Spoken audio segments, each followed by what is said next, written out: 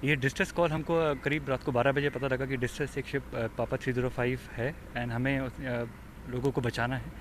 हमने अपने क्रू को इकट्ठा किया, हम लोगों ने प्लानिंग करी कि कहाँ पर ये शिप डिस्ट्रेस में है। हम लोगों ने एरिया प्लॉट किया। उसके बाद हम लोगों ने अपना क्रू डिसाइड किया कि कौन कौन कब जाएगा। अर्ली मॉर्निंग फर्स्ट फ्लाइट में हम टेक ऑफ हो गए थे।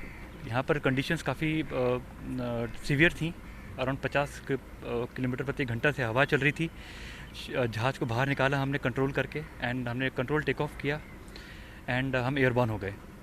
इसके बाद ये जहाज़ अराउंड 70 या 80 किलोमीटर मुंबई की सरहद से डूबा था।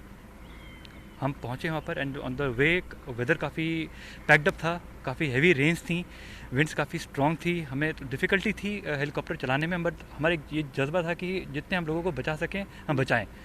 हम एरिया में पहुँचे वहाँ पर एंड वहाँ पर एरिया में विजिबिलिटी काफ़ी लो थी एंड काफ़ी बारिश हो रही थी एंड विद जो समुद्री लहरें काफ़ी 6 से 7 फीट तक थी। हम लोगों ने सर्वाइवर को साइट किया। अब साइट करके हम लोग सर्वाइवर के ऊपर आए। सर्वाइवर के ऊपर आने के बाद हम लोगों को एयरक्राफ्ट कोई रेफरेंस था नहीं कि हम रेफरेंस करके होवर कर सकें। हेलीकॉप्टर जो होवर करता है उसके लिए एक रेफरेंस चाहिए होती है। समुद्र में लहर इतनी बड़ी थी और हम सी कोस्ट से काफ़ी दूर थे, रेफरेंस थी नहीं, तो हमने बड़ी मुश्किल से हेलीकॉप्टर को कंट्रोल किया एंड उसके बाद उन्हें हम थम्स अप दिखाया कि हम आ गए हैं, आपको रेस्क्यू करेंगे।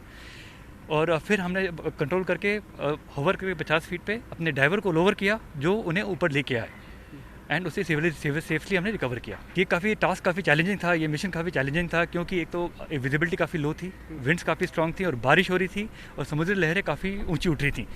बट एक जज्बा ये भी था कि अगर हम एक लाइफ बचाएंगे तो एक फैमिली की लाइफ बच जाएगी, क्योंकि माता पिता, उनके बच्चे, उनकी वाइफ, उनकी लाइफ बच जाएगी। तो उस जज्बे से हमने इन्हें रिकवर किया।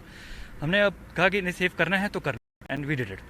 देखिए, हमारे जो SOPs हैं वो काफ़ी क्लियर हैं और हमें पता रहता है कि जब ऐसे कोई साइक्लोन या इस तरह की कोई नेचुरल डिज़ास्टर होने वाला है, हम उसके पहले ही रेडी हो जाते हैं। और हमें ये सारे जहाज़ जो हैं हमने रेडी करके रख लिए थे पहले से ही, और जितनी भी सर्विसेबिलिटी है और जो हमारे एयर क्रू हैं उनको हमने रेडी कर लिया था। ये बात अलग है कि जिस दिन साइक्लोन आया 17 तारीख को, जो मौसम है इतना ख़राब था कि हमारे एविएशन के लिए और एयर ऑपरेशंस के लिए बिल्कुल भी कंड्यूसिव नहीं था, क्योंकि वेदर और विंड लिमिट्स के बाहर थे।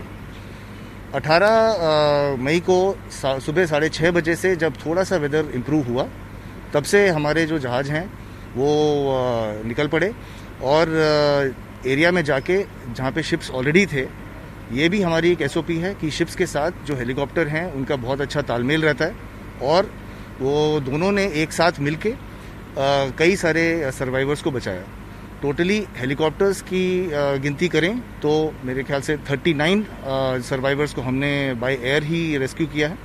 इसके अलावा एक बार्ज में हमने तकरीबन 400 kg के आसपास राशन और पानी प्रोवाइड किया, जो कि उनके सर्वाइवल के लिए बहुत ही इम्पोर्टेंट था। और इवन जब हम बात कर रहे हैं, हमारे यहाँ के जहाज अभी भी सर्च एंड रेस्क्यू में लगे हुए हैं। ये सारे जो ऑपरेशंस थे बिल्कुल लिमिट ऑफ द मशीन में मैं कहूँगा लिए गए थे, और क्योंकि 18 मई को भी सुबह बहुत तेज़ विंड्स और वेदर बहुत ख़राब था। ये बात अलग है कि हम पूरे साल इसी चीज़ की ट्रेनिंग करते हैं, बट फिर भी इन कंडीशंस के अंदर ऑपरेट करना एक बहुत ही जाबाज तरीके का काम होता है। और हम बहुत खुश हैं कि इस बात पे कि हम हमारी वजह से हम जाने बचा पाए और हम इस काम में अभी भी जुटे हुए हैं। जब किसी हेलीकॉप्टर को उड़ना होता है, जब स्टार्ट होना होता है, तब विंड स्पीड बहुत इंपॉर्टेंट फैक्टर होती है।